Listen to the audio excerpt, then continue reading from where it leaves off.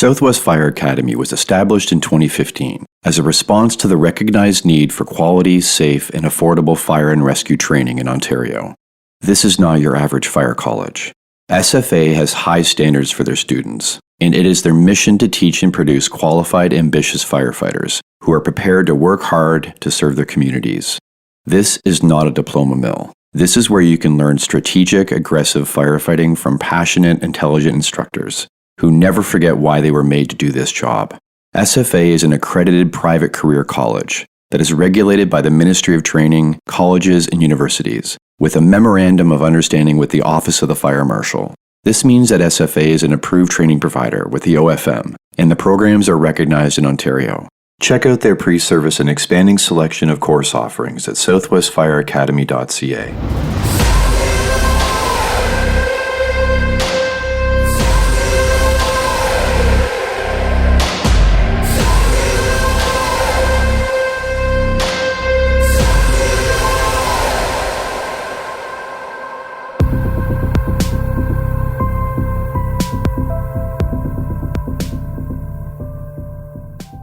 Hello everyone. Welcome to episode 113 of Multiple Calls. I'm Scott Hewlett. Before you decide how you want to experience being a firefighter over your career, you should know what your options are beyond the examples you have around you. Maybe you don't want to listen to a firefighting podcast, read an article, or attend training outside of your department, but you really don't know until you do. You can't be adamant about how important experience is and then talk down about things you've never experienced. Give an episode a listen and groan and roll your eyes until you sprain them. Read the article and scoff while you crumple it up and circular file it. Attend the lecture or hands-on training with your arms crossed and nose up in the air. But at least you can say, I tried it and it sucked. And then sleep at night knowing that all you want to do is sleep at night. You don't know what you're leaving on the table until you know what's on the table. And crews might respect you more for taking up a seat at it. Here's my chat with Jeff Bryant. I think where we should start is your journey as an instructor, and in not only just in roles, but I'm really more interested in the inner world, the personal growth, the epiphanies, the setbacks. Just take as long as you want and just sort of walk me through, if you can reflect back to when you started and how you thought and where you're at now, and maybe fill in that gap. My journey as an instructor. So let's see here. I started the fire service in 2007. January of 2008, I took my first outside training, weekend long, 16 hours, basic and advanced SCBA, back to back. Anytime, you screwed up, you had to do push-ups. And I think our class did fucking 240 push-ups over 2 days. It was wild, which some people don't like that teaching style. I like it. I was 16 at the time, so I was in football and wrestling. So I enjoyed that very much. So how that relates to my instruction is the same guy that taught that class 3 or 4 years later said, hey, we're bringing that class. I could use 1 or 2 extra hands. And mind you, at this time, I'm 19 or 20 years old. And I was like, well, I don't really have anything to offer other than helping with the props and holding down props, because we had props you had to crawl through, crawl under, stuff like that. So he's like, yeah, man, that's what I need. And it'll help kind of build you up and things like that. So I was like, all right, cool. So did that. And then my local area has 2 conferences that have kind of been going on for I think since the 1940s for one, and then the other one since 1998 or 96. They're just long standing conferences that have always kind of happened in this area. Started helping with those in the back end, and kind of the same thing, just helped on the back end. Then eventually it led to helping out teach one class. And then I ended up having my own classes at these. And then I ended up pretty much running both of these conferences for a couple of times, being the number 1, number 2, number 3 guy for the whole thing.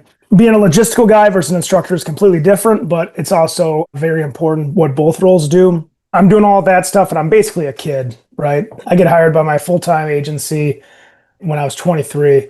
Man, when I went through their academy, I remembered, because at my volley department, I became a training coordinator or whatever. So basically every Wednesday night I would help come up with the trainings.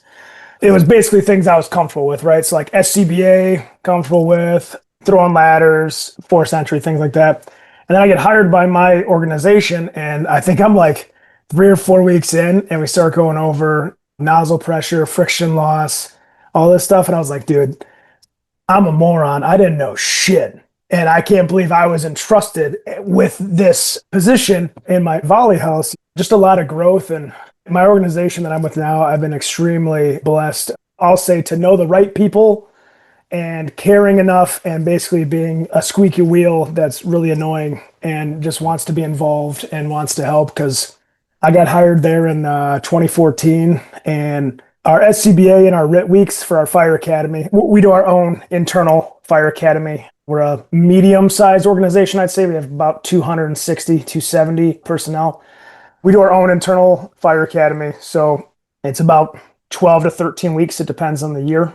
Our SCBA week and our RIT week are very big staples that have been in place for, I want to say, 15, 16 years, something like that now. And it's always by the same group.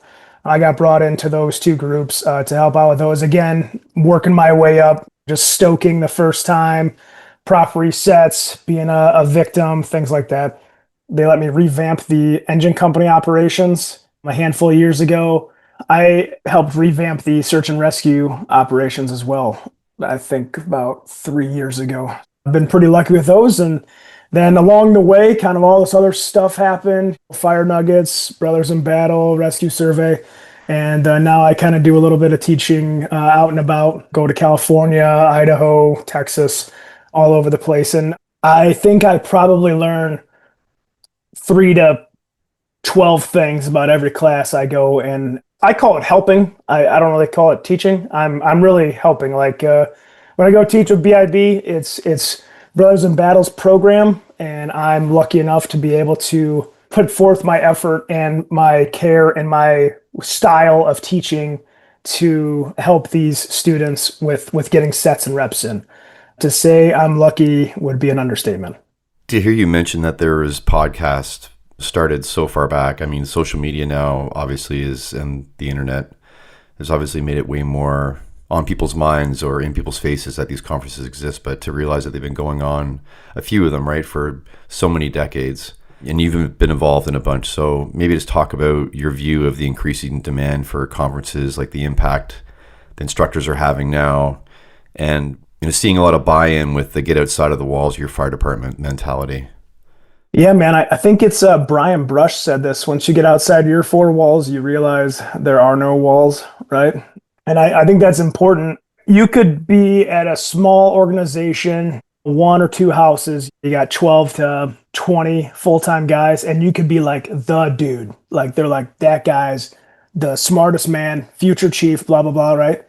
But then when you get outside of your organization and you're like, dude, just like I said with the instructing thing, just like, I don't know a goddamn thing. And these guys think I'm the fucking man, right? So like, holy crap. So I think it's vital to at least a little bit get outside your organization. If nothing else, if you don't have the time, the money, whatever, to go to these classes, there is a lot of opportunities with podcasts, networking, webinars. I think it's one of the most important things that we could do.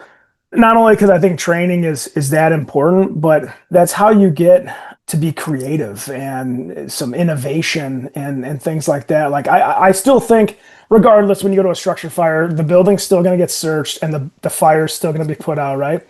But how we accomplish those things, the mindset that we have behind them, and the innovation of technology and equipment that we have are the things that we could be seeing at these things. I mean, FDIC is massive, obviously, right? But you can go there and see, if you go there with a plan and be like, all right, we want to update our attack packages, then literally you can go on your map during the vendor fair and be like, okay, these nozzle vendors, these hose vendors, and I don't know what the hell this thing is, but we're going to go check this thing out because it somehow ties the two together, right? I mean, just equipment alone, you could definitely upgrade probably. And the best part is a lot of these companies with like the conferences and things like that, a lot of these companies are giving their stuff to these conferences because they want people to get their hands on it, right? So like, I'm not trying to plug anybody, but I'm just saying facts. So Elkhart Brass has worked with Firemanship for nearly its entire tenure, I believe.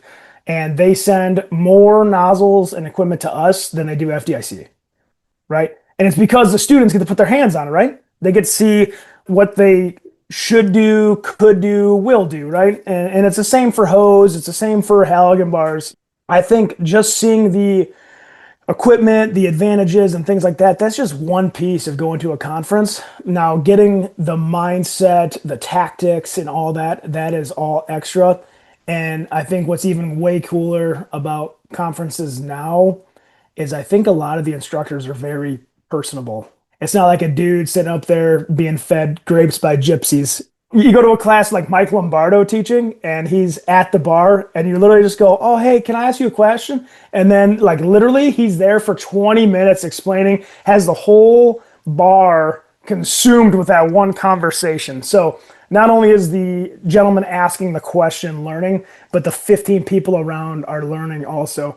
And it's literally from 7 a.m. when you arrive and start networking and sign in until 1 a.m. Sorry to the wives listening to this. 1 a.m. when you go to sleep at the pub after being there, that you stop learning for that day. And then it's all the things that you see, you hear, and you do, and you take back to your own firehouse organization. Don't ever go to, like, I'll use nozzle forward as an example. Don't go to like a nozzle forward class and be like, "Yo, we're not doing Minutemans here. We're wrong. We're not doing this here. We're wrong." Aaron's right about everything. He is right about a lot of stuff. He's very intelligent, is, yeah. and he's the man. But you can't go back to your organization and say, "Yo, we completely suck. We're going to do this entire thing and scrap everything you have." You take bits and pieces and apply it to your situation, your organization. I heard a great comment by Paul Watlington. He was just on Make Do, Suburban Firefighter podcast. So just listening to that recently. And he was saying how he sees when he goes to the conference as not just his class for the hour and a half or whatever that he's up there teaching. Like, he's there available. He sees himself as being available for the entire conference. And that means, please stop me in the hallway. Please talk to me in the bar. Like, he's excited and looking forward to all those conversations outside of the classroom. And even, I guess, he probably gets approached even more so, as every instructor would, after the class, because now people have questions and they want to walk up and talk. So I think you're bang on about, it's not just about going to see someone's class. And I also would wager too that most of the instructors we're seeing are excited about sitting and watching another speaker that's for the same conference. They're just as excited to sit in the seats and listen to people as everyone else is. So it's nice that you talk about everybody sort of feeling like they're on the same level. We're all just people, and we're all excited. So, I mean, you're literally putting a bunch of people with ADD into a room where they are going to learn a lot. So, I mean, and I say the ADD thing as joking, but I'm pretty sure I have undiagnosed ADD. But that's where I think it depends on how you instruct too, if like you're going to have like a meaningful connection with the students. So have you seen a distinct jump in interest in the conferences over your time of being involved in them? I would say now there might not be many weekends open without something going on in the entire country. I mean, with like FireNuggets alone, I would say we probably do, I don't know, class wise, we probably do like 80 to 100 classes a year, something like that. That's like, you could have a one-off class like Saturday, May 10th, and then you could have like PNW Fire Conference that's 5 days. As our organization that I at least know a little bit of what's going on, we have that 80 to 100. There's a shitload of others that have stuff going on too. You got fools organizations all over the place. They do a great fucking job. People have their own LLCs. They're doing their own thing. FDTN, the sky's the limit. I would guarantee there's probably 1,000 plus mini conferences or just standalone classes a year in between the United States and Canada. Yeah, probably something within a couple hours of drive of everybody. Talk about your most recent work with Firemanship. We are year 2 in Aurora, but I think it's like year 7. I think it's year 7 total. So they did the years in Portland prior to coming to Aurora, which is where the fire department I worked for is at. So I technically hosted, I guess, with Cody. I'm like If you ask me, I'm the number 4 in the leadership team. Cody is probably 2. Andrea is probably 1. And then my wife is number 3. Yeah, man, we got, I think, about 20 hands-on sites. And then that accumulates to about 30 hands-on classes. 3 days in a row, Monday, Tuesday, Wednesday. Paramount Theater, beautiful classical theater. They're about 45-minute sessions. Again, I quote the ADD thing earlier. It just makes it exciting. Like, some of them are a little bit too short. Like, we had Ramagus, which I think he was, if my autistic memory serves me right, he's like 77 maybe for your show or something like that. So around he's in the 70s. Yeah. Yeah, he's in the 70s. So Ramagus, I think, had like a 20 or 30-minute session. And for a man that can lay it down really well. For 4 hours solid.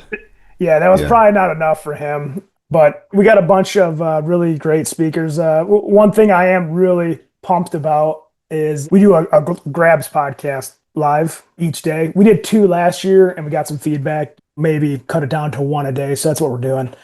I had this crazy idea. I threw it at Cody, and Cody's like, yeah, let's do it. I said, hey, man, what if we do like a historical one like Kevin Shea? Wow. So we tried to get Kevin, Ray McCormick, and Patty Barr. Patty, unfortunately, said it's not his thing.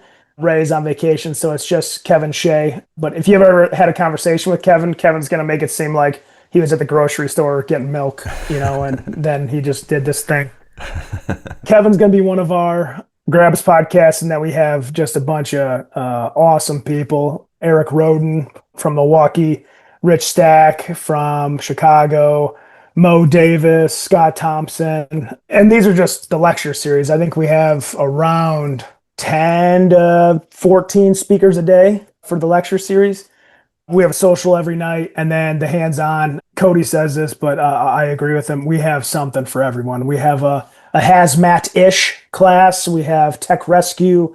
We have a shitload of fire classes, some live fire. We have truck. We have search. We have engine, ventilation, workshops. If you want to do leadership, things like that. We have pretty much everything that anyone can have. And the beautiful part of it is the mission. No one takes a dime for this. And all the money raised literally goes right back into the theater cost, the food cost, flights, hotels, logistics such as lumber and things like that. So crazy amount of help last year with the sites and things like that. We're hoping to get that amount of help again, dialing all that stuff in on my end.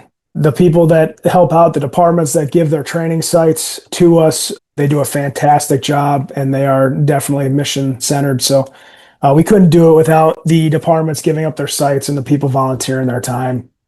How much value do you think there is in recognizing when you've touched on a topic for long enough and you've got a handle on it to then go to a conference and decide to get outside your comfort zone and take something new? Have you had that experience where you've decided, like, I think I'm going to sit on this time, as opposed to flowing and moving again or forcing doors again? And did that open your eyes? Yeah, I'm trying to think what it was.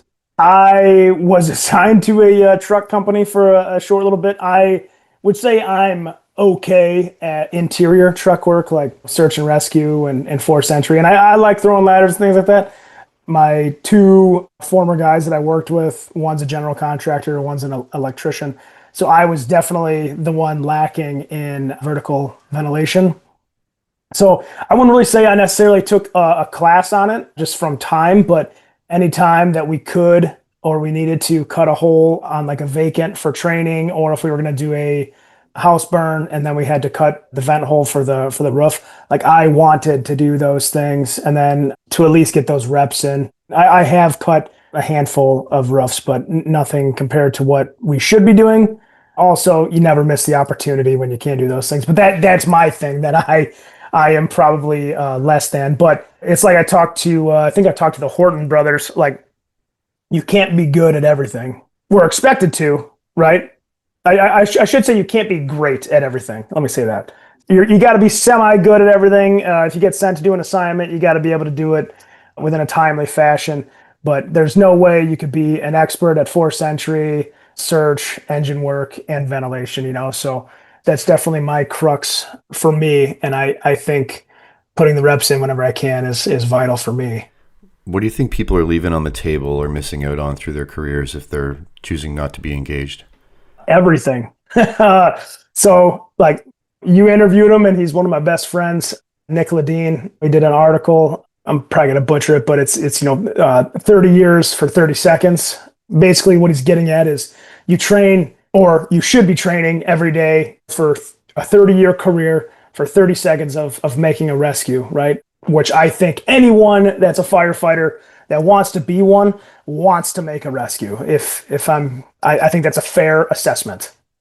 So if you're not engaged or not into the job, maybe you don't want to make a rescue, but I think people that are at least going to listen to this podcast are the people that want to make a rescue. So, man, there's just so much that you miss out on. I think it's so much fun. Like, it's so much more fun when you're at least good.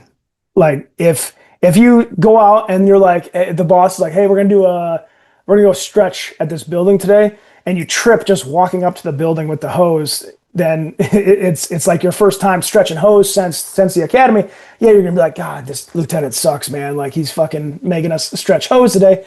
Versus if you made it look good, it's not your first time doing it since the fire academy, you crush it, everything makes sense, you do like a vertical stretch, blah, blah, blah, and you're like, dude, that was fun, this is a real building, this is awesome. It's just way more fun when you don't suck. Because when you do kind of suck, you're nervous about the whole thing, you're trying to plan it out, when he says, hey, drill at 2 p.m., you got the SOPs out, you're looking at YouTube videos, they're stressing until 2 p.m., right? Why not just, hey, man, we're going to go force some doors at 2 p.m. and just be like, all right, boss, no problem, right? And then just when 2 p.m. comes, you operate like you normally would, right? And that's what people miss out on from not being engaged. If you're engaged, you already know the nuances. Like, if you're engaged, you know your pump pressures, you know what you're leaving out on the table, you know what a good attack package is, you know the difference between alkalite and duo safety. I mean, there's so much information. Like, I have this flyer, this thing from Elk Harbor Press over here, and we're drowning in information but starving for wisdom, right? There is also a thing as like too much information, right? Like information overload. Like, I think that is also a thing, but being into the job is knowing how to decipher. Probably just way too easy of an answer for you, Scott, but it's just way more fun when you're into the job. You're leaving so much fun out of your career for not being into it. I worked at a factory for like a summer and I fucking hated it. And I never wanted to go back. I can't imagine people feel that way about the same job that I go to every third day. Do I get pissed off about certain things? Yes. I'm not mad about what the job is. I'm mad because I know what it could be, right? I think people listening to that will agree with that. We literally all love our jobs, I think, for the most part. The people that care and love the job, they really do love it. The only time they really get pissy is whenever they see a shortfall in what could be. Do you ever think about the end of your career and retirement and looking back on all of this and feeling good about that as like the pace you're at and what you're doing and how much you're going to have when you look back to appreciate? Man, all I really want at the end of my career is I want people to say I did a good job, I was a good fireman, and that I did the right thing. For me, that's all I really care about. I mean, all the stuff on the side, cool, whatever, but I care pretty deeply about where I work at, and I want to do good things for the department and the city, the citizens that we're there for. So those are my top three things for what I want to look back on. Did I do right by the department, the members of the department, and the citizens that we protect? And if I can look back and say yes, yes, yes, then I feel pretty good about what I would leave behind. Sort of a tangent off of what people are leaving on the table, but sometimes people won't be into the job because they think they're quote unquote giving management what they want and they don't deserve it, right? There's a bit of animosity, whatever, even if it's completely valid. If members in the administration don't get along, sometimes people will just throw that out and say, well, I'm just not going to care because then they win, versus seeing loving the job for yourself, your brothers and sisters in the community. So maybe you touched on it a little bit there, but maybe you can riff on that a bit more. It all comes down to what you're there for.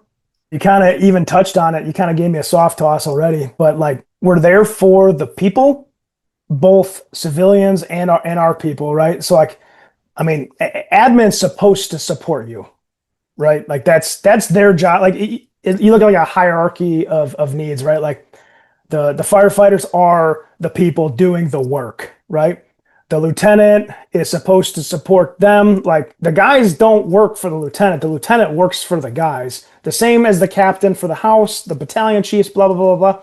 So like when admin has a problem, then they should look to the people to help them solve it, right? They solve the problem together, boom, boom, boom. But admin is just a theoretical, in my opinion, it's a theoretical problem. Like there's always they're holding us down and this and that. No, not really. You're holding yourself back by casting blame. Yeah, could they make things a hell of a lot easier? Fuck yeah, they could. If let's just be realistic. They can totally make things easier.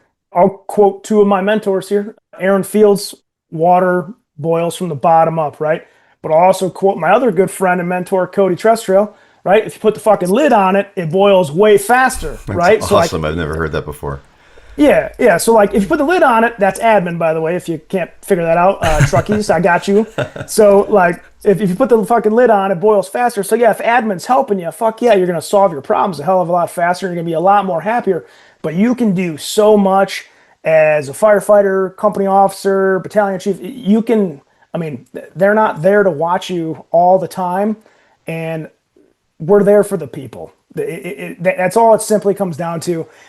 Nothing else really matters. Like, again, admin could definitely make our jobs easier, but we're the one that dictates how much we love and care about the job, because at the end of the day, all it comes down to is the people.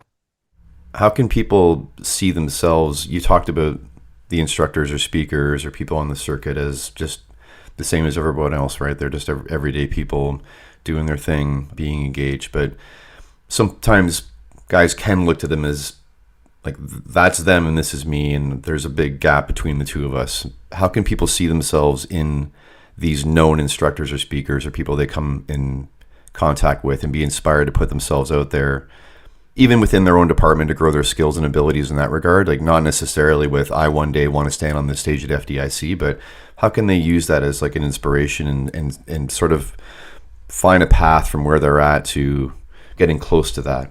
Number one, and this will stay number one for the whole time, you got to stay humble every single step of the way. I'm probably humble to a fault, to be completely honest. Being humble is probably your first step. And then your next ones, man, is you got to pick something you really fucking care about and that you love and that you've done. So you have to have experience doing it. You know, I think that should be a easy one to understand, right? But you got to have experience doing it. You got to love doing it. It has to have a legit purpose, a very important purpose. And then, man, you just tie experience with your own education in that. And then I actually think we need more instructors out there. So I think it's vital. And like we talked about, there being conferences all over the country, right? I can tell you right now, because I travel to quite a bit of them, there is no fucking way the same quote unquote circuit guys can make it to every single one of them. So we need impact, and we need good driven people that fucking care at all these places. We need them in fucking North Dakota down to Houston, Texas. We need them from Massachusetts all the way over to the PNW. That's a lot of real estate, and Canada, right? We need them all over the place. You don't need to be like, oh, well, I'm not Jimmy Davis or Todd Edwards with the engine stuff. There's no way I could do it. And it's, you start asking some questions, be like, yo, dude, like, I mean, the information's out there. The information doesn't change because this guy's saying it to that guy. It's known factual information, right? Now, don't steal somebody's stuff.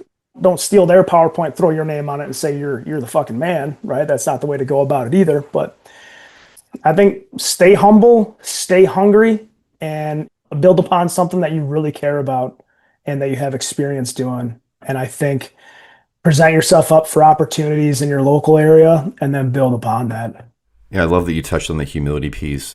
I look back on my early years where the more senior firefighters and captains they throw you to the wolves, so to speak, right, within the crew and make you teach, like make you get uncomfortable, make you be clunky, carve you up pretty hard, but in a supportive way, and then make you do it again. It was a way to build you up.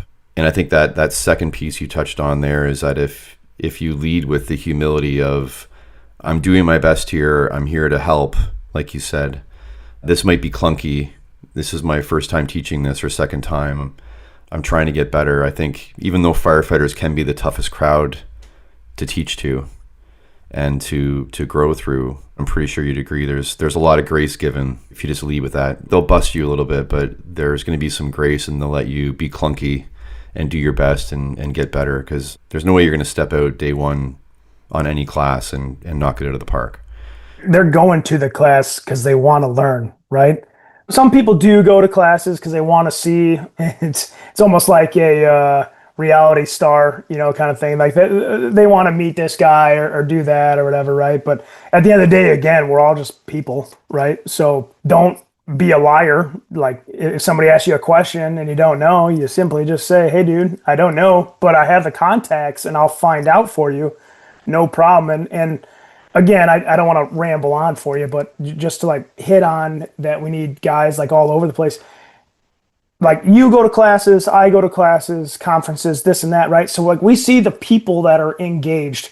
Realistically, the people that engage that are going to conferences, I would say is probably 10% to maybe 20% or less of the fire service, right? So if you go to a small class in, let's say, Montana, right? And you go there and it's like engine company ops. I bet you if it's a smaller thing, it's not like a large fire conference going on, there's going to be a lot of people, if it's an engine company class, that have never really held a handline effectively. When you say 50 PSI nozzle pressure, they have no idea what the fuck you're talking about, right? It's not because they're dumb or negligent or anything like that. They were just never taught. We operate in a service where 70% is a volunteer organization, and there's nothing wrong with that. I think they do a great fucking job. I mean, there's no way we can cover full-time status across both of our countries, right? It's just not possible. But with that, you have a current economy where guys don't have a lot of time to volunteer anymore. So those guys that might be great don't have a lot of time to show up anymore. And you got all these young fellas coming in and ladies that unfortunately they're just, hey, when this pager thing goes off, show up and we'll teach you everything you need to know along the way, right? I mean, that's how it was for me back in '07. Hey, just show up when this thing beeps and then we'll make it happen, right? But man, there is so much. It's a very simple strategy. If you look at our job from a strategy standpoint, put the fire out, search the building, right? Those are your two strategies. The tactics to get there can be multiple, but the tasks and the why on those things are very big. And that's endless learning for an entire career. So I think if you want to step out there and start instructing, as long as you have a good reason to, you're humble about it, and you care, I think, go fucking crush it, dude. Did you cut your teeth at all in helping, instructing, mentoring, whatever title you want to put on it? Just one-on-one with someone that maybe was just a few steps behind you? Like maybe speak to the value of, because some people might think, well, I haven't been on long enough to be showing anybody anything. But there's always somebody that's you 1 year behind that you could have used some information. So is there value in just even brand new rookies that know one thing or two things that they wish they would have known sooner and they can pass that on? Is there value in that and sort of cutting your teeth and growing as someone that mentors and helps?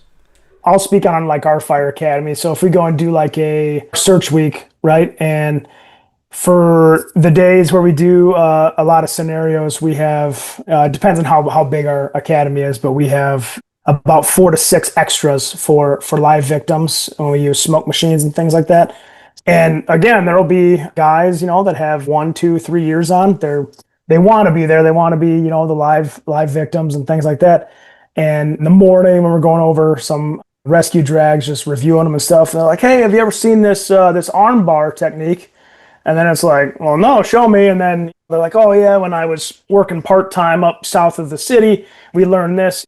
There's little nuances you can learn from pretty much everyone. I actually like it when guys come from other departments. They bring forth a lot of value that is kind of untapped unless you ask, right? Like it's the typical, hey, shut up a little bit. I wouldn't really talk about too much about where you came from just yet. And then whenever you get a little bit of time on, you can open up about it. And the big thing is like, hey, don't carry your years from there to here. When you have something of value to add, please add it.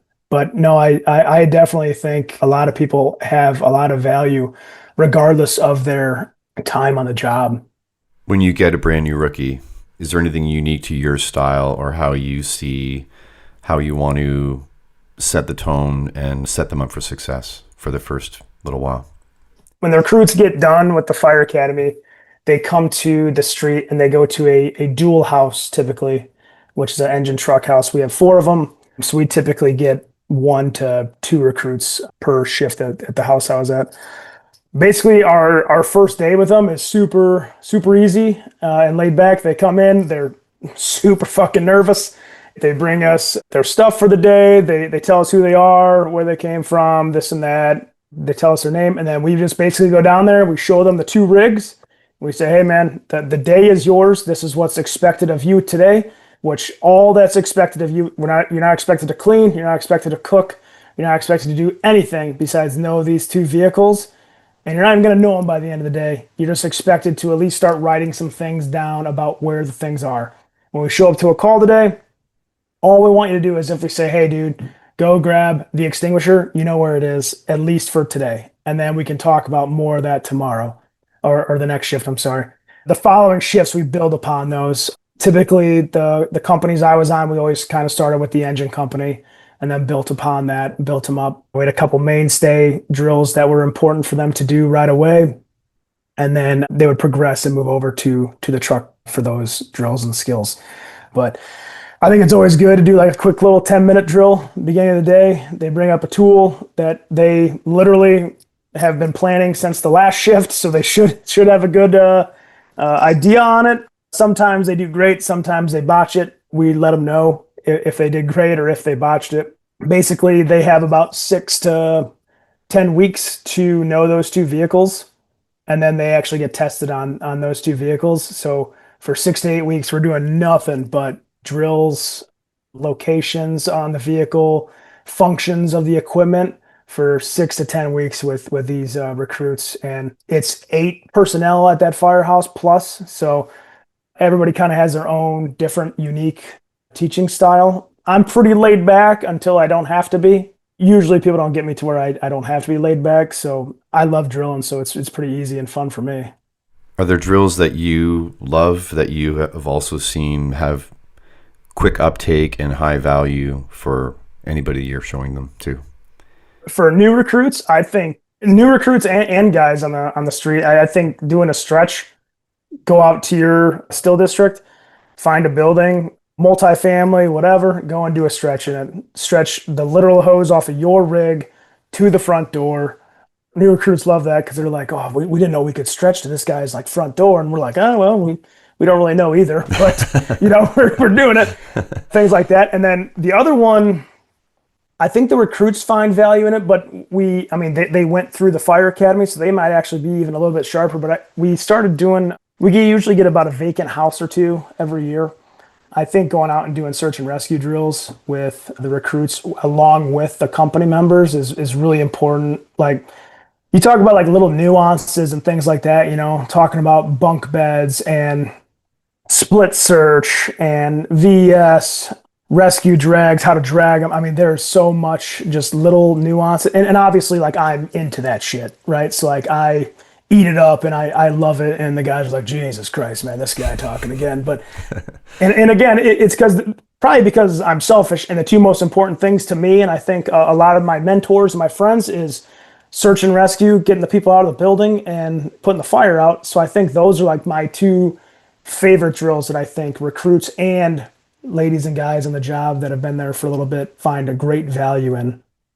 And what about for the more advanced? So that would get people started and get in the door. But say if you had a 10-year guy, he's pretty solid with that. Do you have then your next couple that you feel would be, okay, you're ready for this now? We do a lot of extending operations. I wouldn't even really call this advanced, but I would say some of our department understands it. Some of them don't, I guess. But as far as like a long line operation for us, we have a lot of 2.5 of 1.75 at the end. So if you want to be a little bit faster, not have a shitload of weight, you could always do what we call is extending. So we have two 200-foot pre-connects. We have two 100-foot trash lines on the side. And then we have a 100-foot bundle in the back. So we have XD 2-part breakaways. So you can literally, if you're looking at it, you're like, oh, that stretch is like 200 to the front door. You could literally stretch the entire speed lay all the way to the door, bring your bundle, spin the tip off, and then fucking hook your bundle up, right? I wouldn't even say that that's necessarily an advanced thing, but that is something that is different that you have to understand.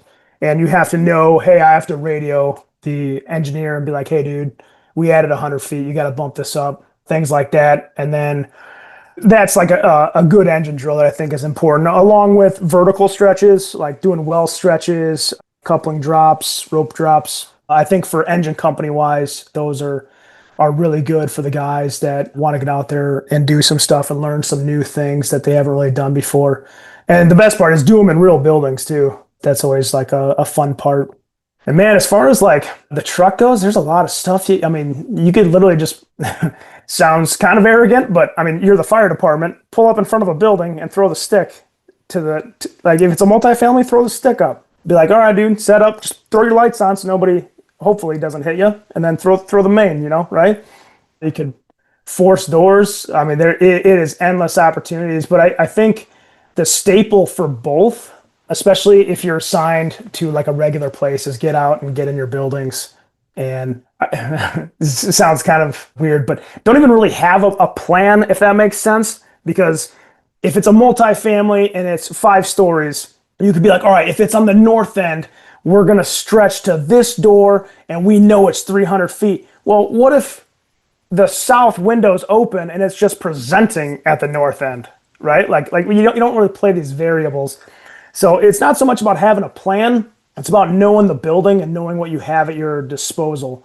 Does it have a decent stairwell for stretching? Or is this something where we have to actually use the standpipe connection and the FDC, which is not my first choice personally if I'm going to be in a shorter building, things like that. There's so much value in just getting out and getting around your district and seeing your buildings and seeing what they have to offer. You mentioned that we're drowning in information and starving for wisdom, which is brilliant. And you also touched on deciphering. So maybe expand on how guys should, it may be simple for you or me now that we've seen a lot of information, we have people to go to filter, but how do people filter what they're seeing and know what is actually of value and what is a bay floor or parking lot trick?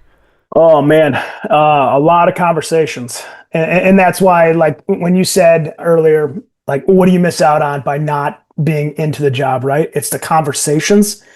So like, I'll use an example. Yesterday, I had a couple conversations with some friends. So like Justin McWilliams and like James Nisbet, 2 pretty well-known guys, on the quote unquote circuit, right? A pretty well-known Facebook page put a picture up and said, hey, what are you doing on this fire, right? And I literally, all I did was I texted those 2 and I literally said that quote that you just said, because there's, and I'm not saying the guys are wrong, but it's a very easy fire that's happening. It's a garage fire, heavy garage involvement, and then you see nothing showing from the house side. It's an attached garage. And man, like the problem with social media too is like, if you say, hey man, I'm going to stretch my first line to the interior for the victims, potential victims, right? Like people are like, you're a moron, right? Like, well, again, like we've said before in this show already, is like, who are we there for? Are we there to, what's first? What's the most important thing? Is it putting the fire out, or is it getting the people? And I know people are going to say, oh, well, if you put the fire out, you don't have to worry about the people. Well, you do. Fucking smoke kills them. I'll let you know that. But And then like a lot of things, like if people were stretching the 1 3/4 onto the garage, they're like, oh, you're dumb too. That's way too much involvement. And then again, these just come from meaningful conversations. I'm kind of going around in a path here, but like meaningful conversations, right? So like if I were to talk to like Kyle Rom, I guess, or Daryl Liggins or whatever, and be like, hey man, what do you think realistically is the benefits or the negatives of a 2.5 versus an 1 3/4 on this garage, and send it to them? They'll be like, oh, well, 2.5 will knock the shit out of it. But the 1 3/4, I mean, 160 or 185, depending on what the hell you're flowing, they still put out a fuckload of fire, you know? And I mean, yes, is the compartment opened by a 16-foot or an 8-foot door? Yes, I get that. But you know what the 1 3/4 has over the 2.5 is, once you knock the shit out of it, you can get in there and get what's the garage door is up, so it's going to be blocking the shit above it, right? So you can get in there and get behind it, right? So again, we have all this fucking information on like fire flow formulas, rescue statistics, extinguishment, attack packages. We have all this fucking information, and it's still the same. Oh, well, if you don't do A, B, and C in this order, you're an idiot. Well, let's have a conversation about it. And people have a hard time having conversations because they've never done anything or thought anything different than those tactics, right? So when you start putting the information together, you're like, oh, well, fuck, I don't really know. And then if you think about the last fire you went to, and it was a room and contents, and you were at the door with the nozzle, and we're talking a real fire, the room has shit in it, whatever. So let's call it a living room. Give it like a fucking 20 by 16 footprint or something, right? It has couches, TVs, all this stuff. It has some nice thick black shit coming out from all the plastics burning. I mean, realistically, how long do you think the nozzle is open, full wide open, to put out that 16 by 20 room with non-vaulted ceilings? I'm going to tell you, it's probably at the most 30 to 40 seconds. And that's at the most. I mean, you know, your 12 by 12, 10 by 10 rooms, the 8-foot ceilings, that's like fucking 15, 20 seconds at most. So you start thinking about that, and you're like, well, fuck, maybe this is right, that we don't need to think about this. Yeah, I'm not telling you don't pull the 2.5 on a fucking garage fire. I'm just telling you, think about it, right? And yet we have all this information at our hands, but yet we still go for like the easy answer. Oh, big fire, big water. Well, what about maneuverability, right? What about the people? What about this? We operate in the fucking gray area. Your SOPs might be black and white, but the whole entire fire ground is gray, because there's not one single fire department that has an SOP. There's not a single department that has a fucking SOP on a ranch with an attached garage versus an unattached garage with 3 bedrooms versus 2 bedrooms. Like, they're not going to get that particular, right? So we operate in the gray area. So you got to start thinking with all the information we have at hand and make decisions. And I guess we do need to be careful now of what mindsets we had 10 years ago that we're carrying forward, and be careful that we don't just perpetuate it, that we have to be, like, maybe one of the best things we can do is to be adapting as fast as possible, especially as more and more information comes out and more research. And I'm just thinking of your garage fire point, and then us flowing 150 to 185 gallons a minute. Before, it was the 2.5, because that's the only thing that flowed that much water. And we were flowing 90 out of automatics, right? So it's different now. Just because it has 3 walls and a ceiling as opposed to 4 walls and a ceiling, with the amount of water you're flowing, it's different. And it maybe doesn't need the deck gun, even though there is great success, like you said, with large lines. It's just flowing for a little bit less amount of time. But yeah, I think hearing you talk, my key takeaway for that was, we need to be careful that we're not just carrying forward our habits, even though we are people that have open minds, and that we need to adapt as quickly as possible. Yep. You mind if I take us down a path real quick? 100%. You said like changing mindsets, right? So I love talking about mindset. And Justin McWilliams and I have done a class together, I think twice, and then we both kind of branch off and do our own thing now with it. But man, if you think about mindset, I mean, how long have you been on the job, Scott? 27. 27, so 27. Okay, so late 90s to now. Yeah. Okay, yeah. Okay, so from probably '03 to 2013-ish, what was the huge mindset of the entire fire service? Everyone goes home. Correct. Yeah, and great thought. And a great narrative, dude. Like, fuck yeah, everybody wants to go home, dude. You know, right? Like, I don't think we could walk up to one guy at the firehouse and be like, hey, man, do you not want to go home tomorrow? They're like, what, is it overtime? They want to go home, dude. I'm probably a little bit biased just because of the stuff we do with the rescue survey. But, man, I think the one mindset that is changing greatly, and I think I would love to see it change even that much more, is the rescue mindset of, it's not about me anymore. It's about them, right? I mean, Justin has the exact numbers, but I have a pretty crazy mind for remembering this shit. But like, I think Justin went back and looked at the United States Fire Administration numbers. When you look at a line of duty, and Bill Carey from Data Not Drama has all these too. He does a great job. From like 2008 to 2024, there were 16 line of duty deaths from primary search. So quick math, that's one line of duty death per year while we're searching for someone. Take that aside, and well, that's in single family dwellings, not in commercial or anything like that. But take that aside, and they always tell us, right, we have 100 line of duty deaths per year is what they tell us. It's what the secret list is putting out, this and that, right? Well, 50% is medical, right? So like what we eat, what we're exposing ourselves to, our workouts, things like that. And then, you know, cancer also is a heavy portion, which ties in a lot to the same thing with medical, right? Like what we're eating, what we're doing. Car wrecks is a large one as well. And then when you get down to like what actually is happening on the scene, right? And take out cardiac arrest on the scene too. We're down to like 5 or 6 at most per year, right? Now, I said this on another podcast, but I think it's so fucking important, like, and it has to get out there, is the number of civilian deaths average per year has been around 3,000, which is pretty fucking bad, to be completely honest. And then NIFRS got purchased. It's becoming NARIS. They're doing like an overhaul of the data and everything for that too. And they believe that, again, NIFRS is voluntary, right? So like, and people don't really love doing reports either. So there's a belief that the numbers could be off as well with civilian death with that too.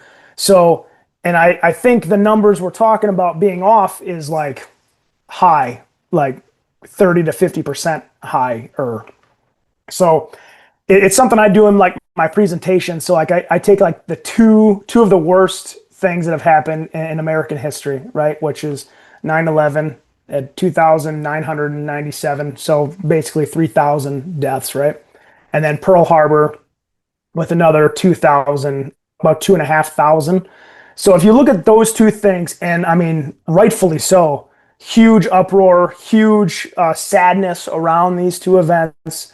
Like, how could this happen? How can we make sure this never happens again, right? But dude, this is happening every single year to civilians in structure fires. And we have to correct our mindset that it is about the people, that we swore that we were going to be there and be there for them. And dude, you can't go out in October and fucking say, close your door, little Timmy, we'll be there. Like, that's something I think is, I didn't want to hijack your show, but that's something like I think is really important and really vital, and I think has to be said and has to be reminded. No, you're not hijacking. This is your episode, so we're talking about whatever you want to talk about. I love it. I've started collecting and adding as many bystander rescue videos that I possibly can, and including them when I give a theory and talk about search before we get into drags. And so about that mindset, right? And I try and highlight, and maybe you can speak to it too. Here's people with no training, no gear, no equipment, no safety, nothing, and look at what they're capable of doing. And what would you do if you were driving home in your civilian clothes and you saw a house fire? Given what you know, what would you be able to do? And then now, what are you able to do when we dress you in full bunker gear with an SCBA and a tool? What are you capable of? Dude, there's videos out there, all like the pizza delivery guy. The guy at the car wash next door that scales into the second story window and breaks the window with his bare hands and pulls 2 kids out. Yeah. Neighbors. And I mean, there's some really unfortunate ones for us as a service too, like guy masking up at the window. Yep, that's a huge one. And the fucking neighbor dives in, like right by him. Or just reaches in and pulls her out. Yeah. Yeah. You're like, what are you doing? You know? Right. And I think kind of what handcuffs us a lot into that. And I think most people that are firefighters, and they care about people, right? I would at least hope that they care about people. And I think if they were in their civilian clothes driving home, I think 98% of us would stop and give everything we have to help someone. Now, I actually think in a weird way, it changes and gets a little bit worse when you're at work. And I think it's the scary term. I'm not going to place blame on anyone, but it's a scary term called liability, right? And I've heard this quite a bit, like, oh, well, if you get hurt, like, do you have battalion chiefs, division chiefs? Platoon chiefs, district chiefs, yeah.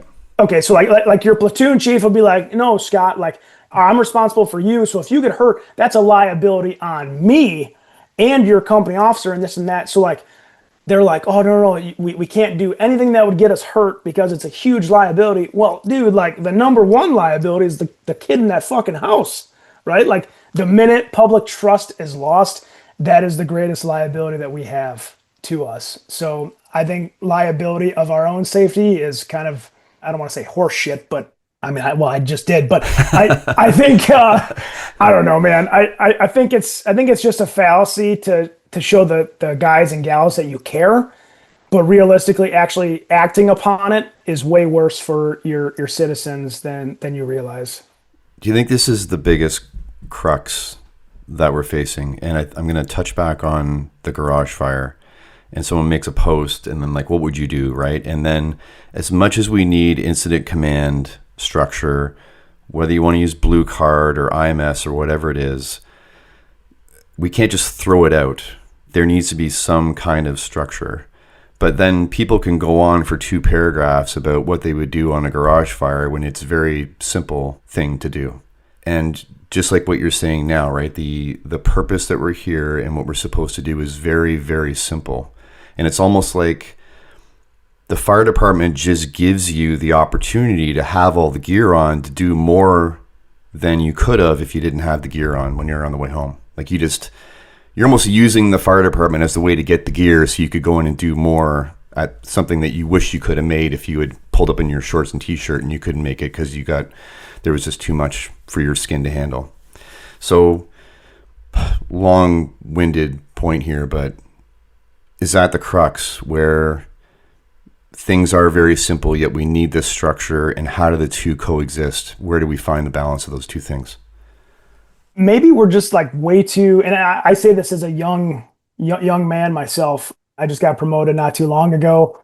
I'm a young individual in my department, but I think there's a lot of youth and a lot of inexperience, and that might be a little bit of the crux. You kind of said it a little bit, like simplicity, right? Like, what do you get coming to your first alarm for like a structure fire? Well, see, now I've just changed departments. We have a minimum 4, maximum 6 showing up first 2. 1 engine, 2 engines, a truck. It'd be the 1 engine, and then if they're at 6, they get an engine and a truck, and then you have callback, and there's additional vehicles, volunteers, and then it would upgrade from there. Yeah. Yeah. So like my department's a little larger. So like for like a box, we get 2 engines and a truck, right? So like if we look at this from like a simplicity standpoint, and this is all it has to be, if you arrive and you're the first due engine, what should you do? You should probably stretch a line that's really simple, really easy, right? The first due truck should pull up, they should force the door if it needs to be, and go do a primary search. And then the second due engine, they're probably going to stretch a second line and assist with water supply if it even needs to be assisted with, right? Like that's literally how simple it is. And the first 2 that we've talked about the whole episode, suppression and search and rescue, have already been accomplished by the first 2 units that show up.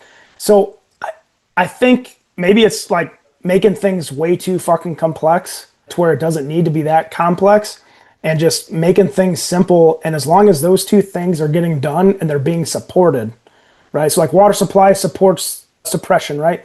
Ventilation supports suppression and search. So if you can get to it, fuck yeah, go do it, right? So those 2 things are your simples. The rest of the shit just makes everything that much better for those 2 things.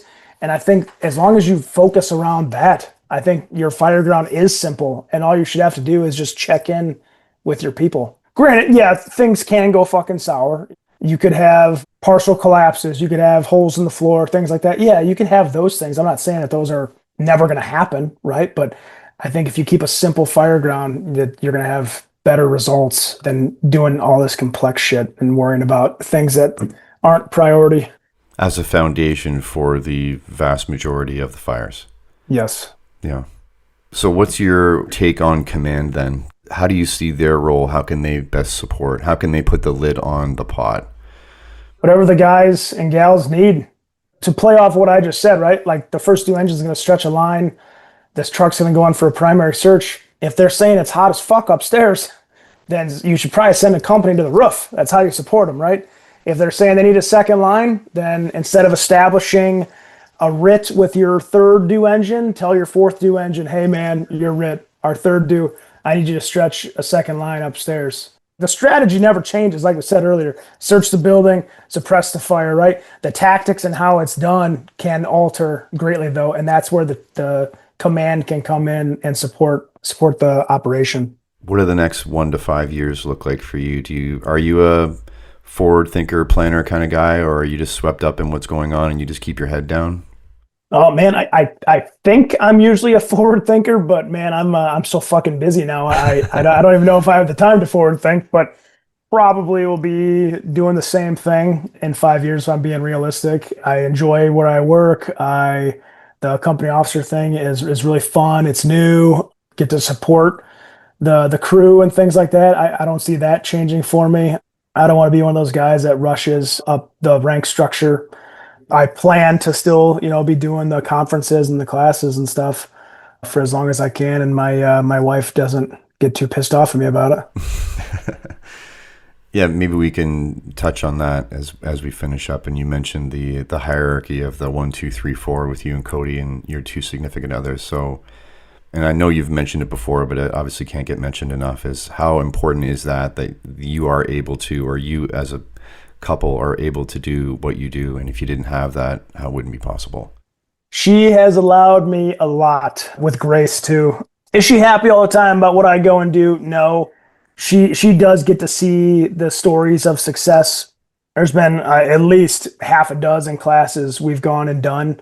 I've either hosted or I've taught them, and 2 weeks, a month later, they're making a rescue and they say, literally, we took your class and the techniques or the drags or whatever we learned in the class literally contributed to this rescue, right? So she gets to see the positives of it. She helps out with firemanship. She helps out with FireNuggets and everything. So she's delved into it all with me. I don't know how else to put it other than like she's the best, and I probably wouldn't be who I am or where I am without her. So I owe quite a bit to her. I pretty much tell her every day, but I'm the talkative one and she's the quiet one. So she usually just tells me to shut up. But is there anything else you want to cover?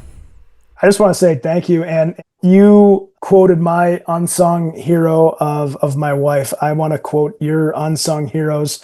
They're going to hear this, so they might edit it out. If they do, whatever. But I just want to say, I think your show is fantastic. From like your interview style, you have like a great voice for it. I've been told mine sounds like gravel in a fucking blender.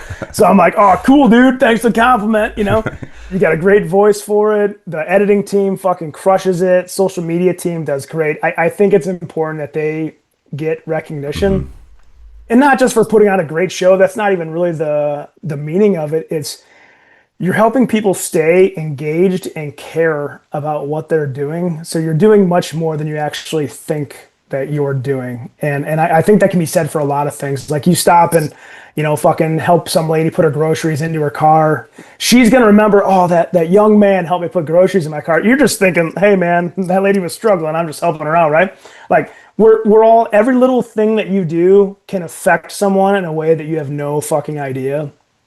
So I think the things that you do and many others do by keeping us engaged, making us love the job a little more, bringing forth great fucking conversations. It might just be, they might hear a technique, a task, a tactic, whatever on this show they might go out and train on it and do it. And you know what, dude? They fucking were able to help save a life, or it helped bring them back in and love the job again. So to your unsung heroes of the team behind multiple calls, great work. Keep it up. And thank you for what you guys do. Awesome. I'll definitely take that to heart, and they will too.